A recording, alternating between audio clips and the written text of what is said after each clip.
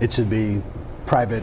It should be driven by what the demands of the exactly. citizens of the state need. Well, and just speaking of that then too, even about the citizens of the state and driving things, let's talk about jobs, for example. And can government policy stimulate or hinder job creation? They can definitely hinder it. I mean, we've seen that with Governor Granholm. She favors some industries over others. I mean, great, we have a film industry in Michigan that's doing pretty good. Well, our auto industry's tanking. Right. I'd rather have all industries favored the same way, and maybe all boats will rise. Yeah, government can definitely hinder it with onerous taxes, onerous overregulation, fees, hidden taxes. I'm a small business owner and I'm a big business owner. I'm part owner of the Pittsburgh Steelers. I'm on the board of directors there. I'm also a restaurant owner. And so I've created jobs. And I know how difficult it is, especially on the small business side of the house, to create jobs and maintain it. You need a lot of capital to start up a business. And if you can weather the OSHA requirements, the fees that you have to be put on by inspectors, you need to move this over 2 feet to get it corrected in the restaurant. And so many restaurants don't even make it to opening the doors, or they make it a month or a year. It's because they don't have the capital, and now we don't have banks lending money, so it's even that much more difficult. On top of that, I think that I know that government can create the environment to make business more friendly. They can't create jobs. Yeah, sure, you can create a job like Mark Schauer says, I'm bringing in more green jobs to the state. I read somewhere, it might be in the Wall Street Journal, that every 1 green job he brings in the state, 10 manufacturing jobs are lost. So you can create the environment to have a successful business-friendly environment here. I've talked to so many bankers that say Michigan's red line.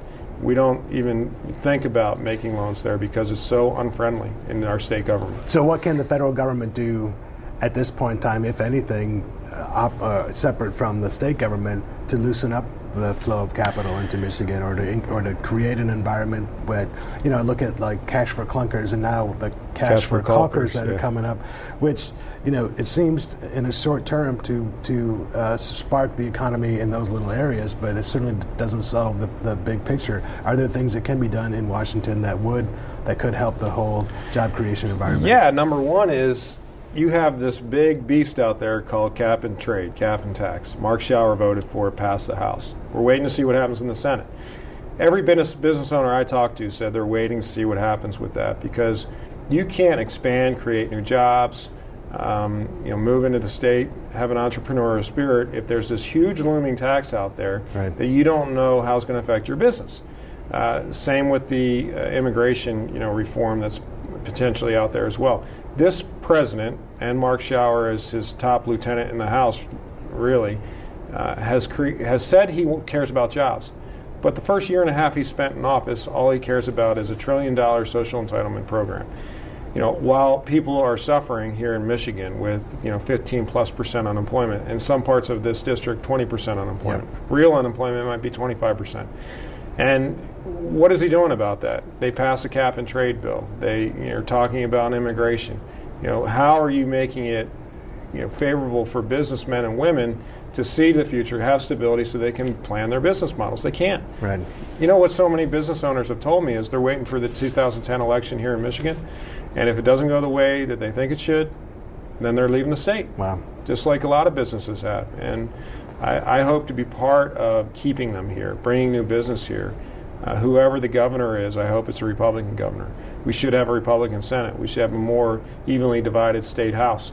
If that's the case, then me down in Washington can make it easier for these guys and gals to do what they want to do to transform the state, to make it, the powerhouse of the world again. Right now, we're the 41st worst state in the union to do business in.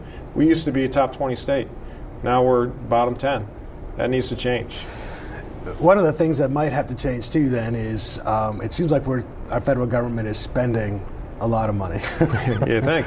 On all those programs, on health care, and the cap and trade, if that ever comes. What can we do, or what has to be done when it comes to federal spending to bring it back into line, bring it back into reality, perhaps? Yeah, that's the important point, reality. We have to stop the spending, mortgaging our children and grandchildren's future. And that's not just a catchphrase, it's reality. Look at Greece. The they're talking about $1 trillion plus bailout of Greece. Right. And what are they doing to reform their system? I like to talk about, a retreat versus a withdrawal. I think sometimes in military terms. A retreat is, let's run and get out of here. That's what's going to happen under the Democrats' plan, because we can't spend this much money and hope that, it's going to spend our way into prosperity. Or withdrawal. We plan what we need to spend money on, and then we cut what we have to cut on. It's what you do around the dinner table with your family. Right. What do we need versus what do we want? We need to start doing that, having that conversation at the big dinner table, which is Congress, because we're going to lose it one way or the other. Same here in Lansing.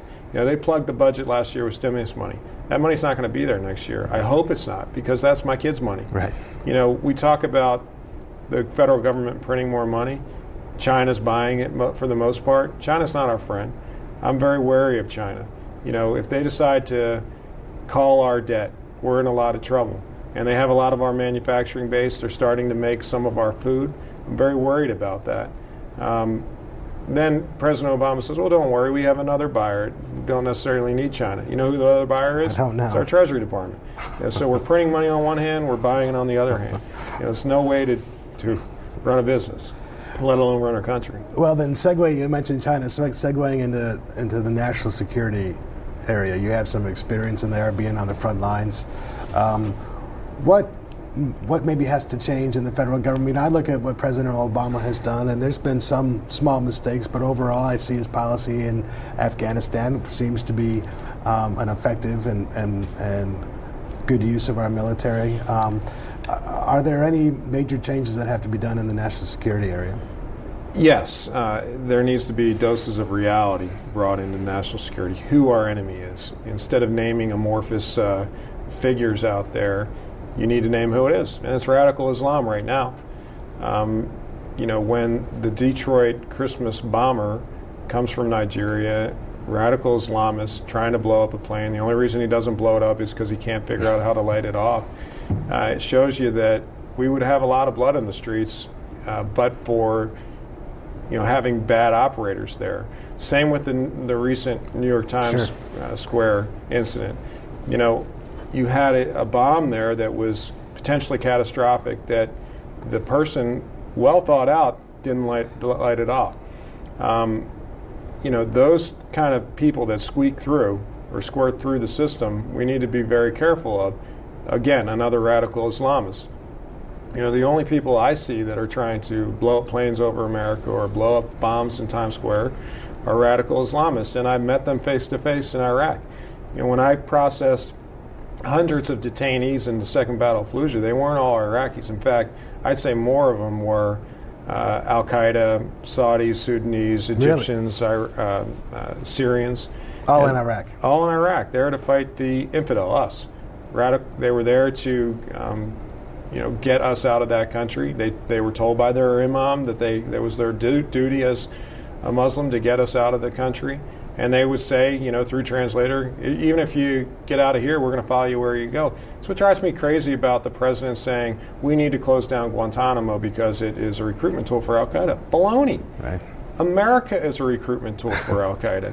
The way we lived our lives, Western civilization is a recruitment tool for Al-Qaeda.